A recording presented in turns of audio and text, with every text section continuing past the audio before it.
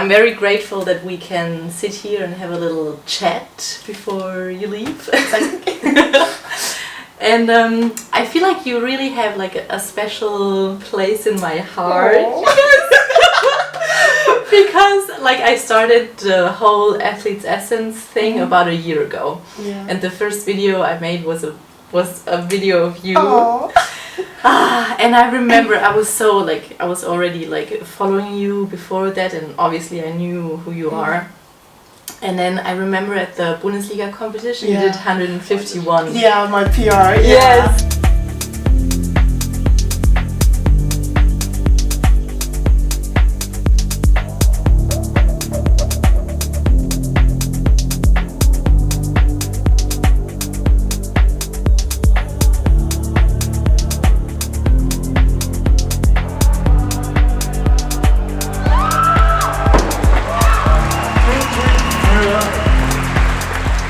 And that was like the coolest video. I was like, oh my god, this is so cool. I was like asking you, can I have the video and everything? So yeah. And the thing is, like, it's a year ago now. Yeah. And wow. I see your progress. And yesterday, in your third attempt in the clean and jerk, you tried to do 163. Yeah. Hey Gino, you going dumb.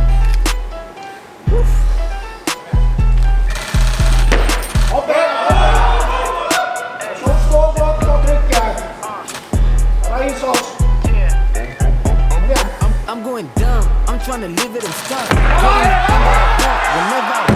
It's okay to be. Versuch von Solfrid Koanda. And like honestly, it's every time I see you, you just go up, and it seems like you can't stop, you won't stop. I don't know how and when it will stop. I hope it doesn't stop. Me neither. Yeah, so it's crazy to. Yeah, I think I'm just a little bit crazy. Yeah, like I'm always in competition. After first attempts, I'm like, yeah, but whatever. I just go. So yeah, I don't think I have the blockage in the head. So I think that's good. So why do you compete in Bundesliga? I think for me it's very different from, like, you know, when you're in an international stage, I feel like you live for yourself and your country, but here like you're like a part of a team, you know, like it's so different like that. It's more relaxed, like it reminds me like from international competition that can be very stressful, and you know, like it's only on me and everything. Like here I can get my shoulders down and have fun and be reminded why I love weightlifting, you know, like this is like, you know, like you know, like it's just more relaxed and more fun. Yeah, it just reminds me why I love weightlifting. Yeah, it is, and it's crazy to be excited because, like, if you think about like international events, you know, like the adrenaline and everything, like you have to like create a certain atmosphere to be able to, you know, go in to do 163 attempt, you know, like, and that I can get from Bundesliga. Like, it would be difficult in Norway in a competition because I can hear someone just move a chair. I think yesterday I didn't know each weight. I didn't know my starting weight. I didn't know my second attempt or my third attempt. Third attempt in my snatch, I kind of got a little bit, oh damn, is that 20 or it's 25? I'm like, oh my god, okay, slap me a little bit harder. I'm like, I gotta go for 25 because like 18 was for Spire and then 125 was for me and my coach. 7 kilo. Yeah, so I'm like, a 7 kilo. You went absolutely. Yeah. But I'm like, but also it's nice because I got the test and I'm like, oh, it actually didn't feel so heavy. So I'm like, I just have to like be more on it, you know, like all the way. Yeah. So it's really like you step on stage and you only see the weight when. Yeah, when that's not normally. Okay. Only yesterday I was feeling a little bit like, wow, like, yeah. I think I heard like he said, oh, 150, and then after that when they said 157. I was like watching the screen, what weight it is, and then I went out, and then so cool.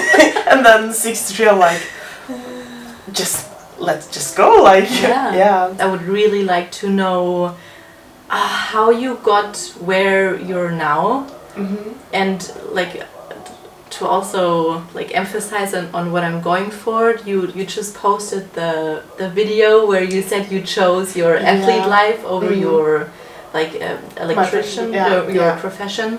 First of all, I started as an electrician. Like I had a normal work day and everything, and I did CrossFit for fun, but I trained a lot. I had a big training background with just not in the sports, but just training in the training studios with myself and my friends. And mostly everything was for fun, and training is something that has motivated me a lot, but never had specific goals. 3 years in the CrossFit, there was like a weightlifting coach who saw me, who also was a CrossFit coach, and was like, you should try weightlifting. And I tried weightlifting, and suddenly I was so much better in weightlifting than CrossFit, so I switched. And at that time I was working, so I did weightlifting like after my work days was over. I come to training. I think I started with just 3 sessions, and then it progressed to do more.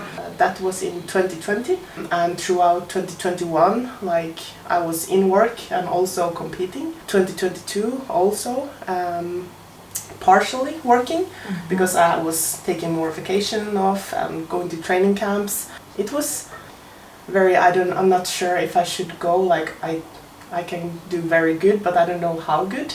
Because you also get the financially instability with weightlifting.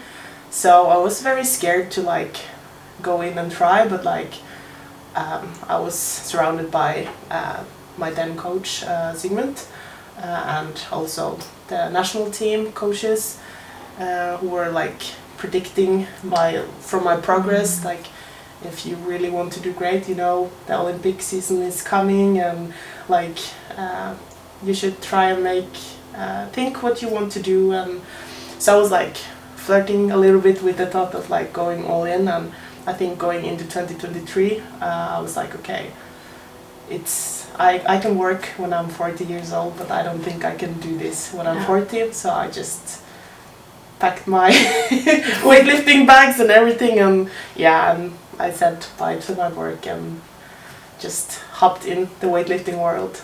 Yeah, and it was my second year of international, so it was like I was thinking a lot like, am I in this dream bubble, like very naive, thinking I can be good and blah blah blah, because everybody around me is saying like it's gonna stop one day.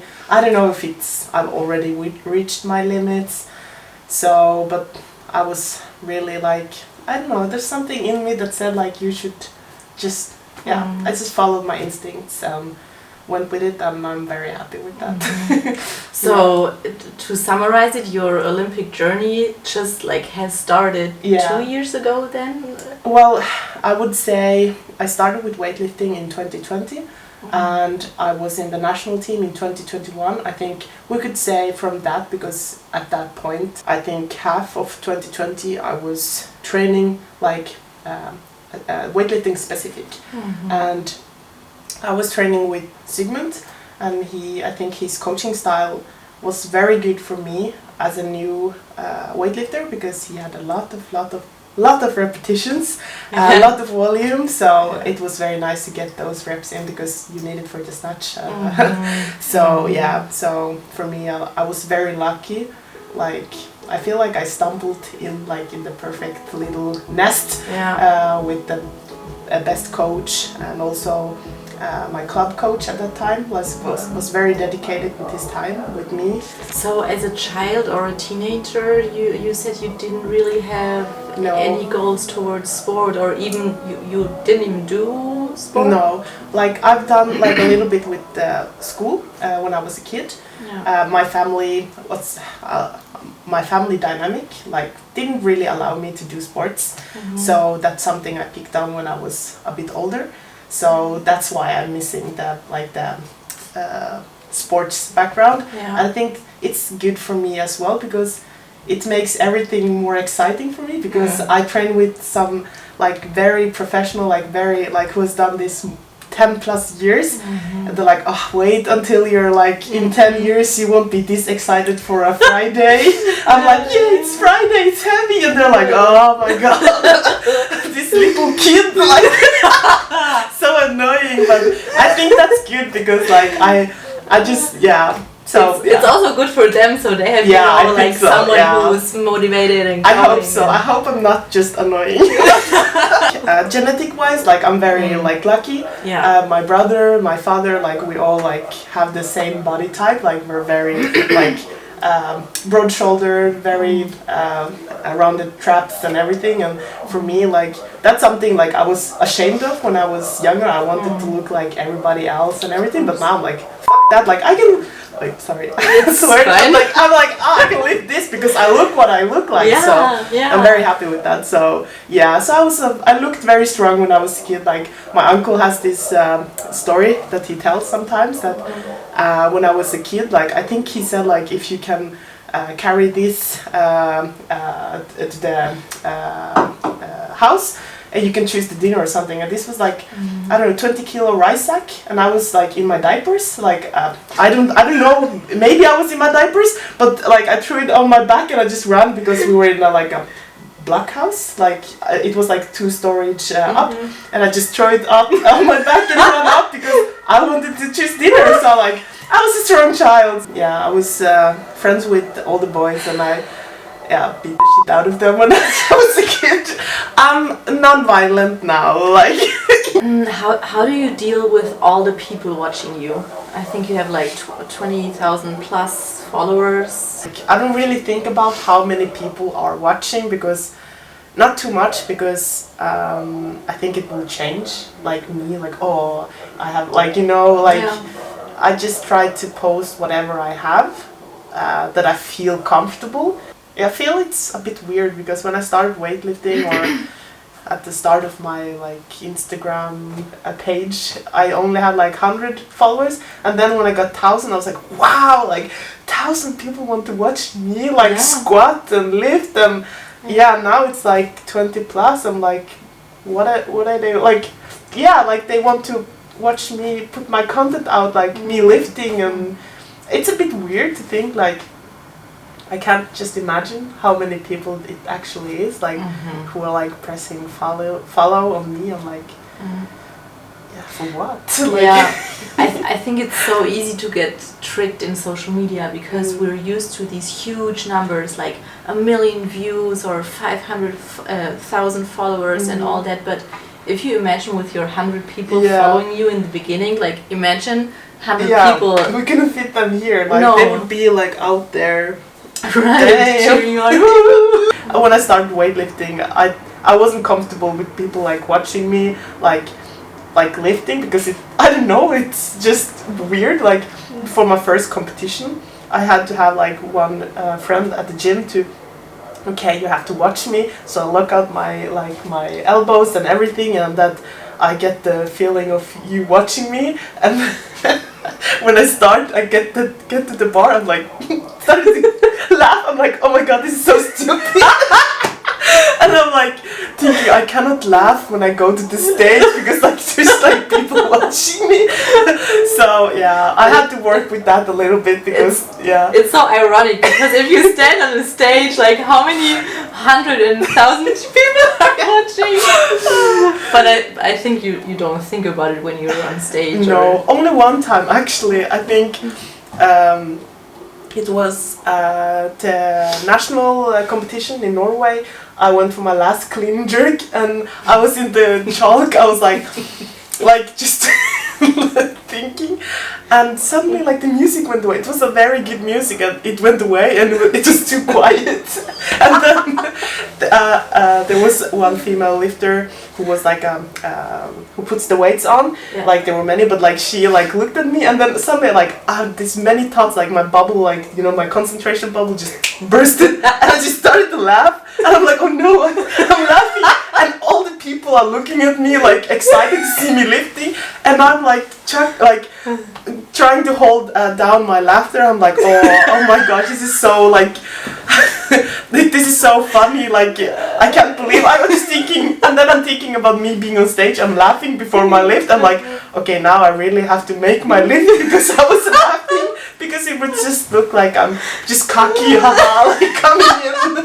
But yeah, it was a good lift. Did you make it? Yeah, I did make it. What would you say is the best thing about your like athlete life and your worst? The best thing is I think I can travel around and compete, like really, like I'm going to all these places to compete and like, you know, like packing my backpack and like, you know, being a little bit like adventurous and like, I don't know, like I kind of can create myself with the work I do, because if I don't train, like I don't get results. So it's the thing that I like with it, but also I think the same is also the worst part, because I'm away from home a lot, and also if I get injured I don't get results, like, you know, but I think that's like the best and the worst thing, like be able to travel but also be away from home, and the risk, it's fun to be able to do it, but also like long term, like I'm putting my life a little bit on pause for this, but I feel like I'm living the dream, so yeah. I'm so excited for you. Thank you. Yeah. So the Olympics are now away only Butterflies. only a couple of months. I feel like I'm so new, like for me, like I'm thinking about the Olympics, it's like, oh, there's this and this, I'm Solfrid, like and like you see my, I don't know, my history, but I'm like, every step I make, it's my first time, you know what I mean, like it's, you're this great, but it's the first time I did it or whatever, like, so it feels a bit different for me, but I feel like it's also like, I don't know, expected, like to progress all the time, but I think it's nice also to have that little pressure and also convert it to think like people actually believe in me instead of like they expect you to, it's like they believe I can do it, so I should try and do it, like, yeah. Thank you so much for your time and the talk. Thank you for having me. I'm so excited for the next couple of months, and then also obviously the Olympics, and just so excited to follow your way. Thank you. Yeah. Thank you. Okay, we can do it again.